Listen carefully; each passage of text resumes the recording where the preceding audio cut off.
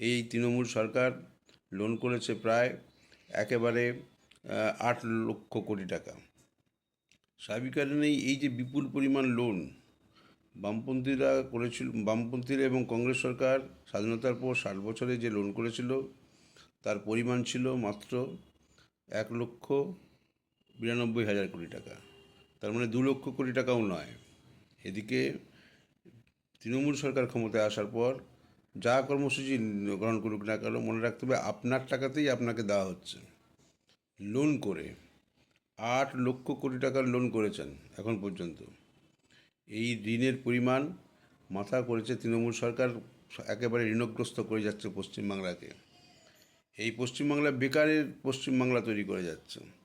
স্বাভাবিকভাবেই বামপন্থীদের যদি পশ্চিমবাংলাকে আবার নতুন করে গড়ে তুলতে হয়, তাহলে পশ্চিমবাংলায় চাই নতুন বামফ্রন্ট সরকার, বাম গণতান্ত্রিক জোট সরকার, যারা আগামী দিনে পশ্চিমবাংলার ক্ষয়িষ্ণু পশ্চিমবাংলাকে আবার উজ্জীবিত করতে পারে।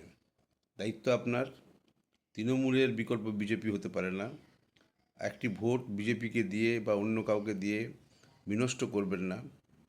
ভোট দিন বামপন্থীদের, বাম গণতান্ত্রিক জোটকে ক্ষমতায় নিয়ে এসে সিপিআইএমের নেতৃত্বে সরকার তৈরি করুন। আপনার দায়িত্ব সবচেয়ে বেশি। দায়িত্ব আপনার, সরকারটা হবে আপনার, মনে রাখবেন।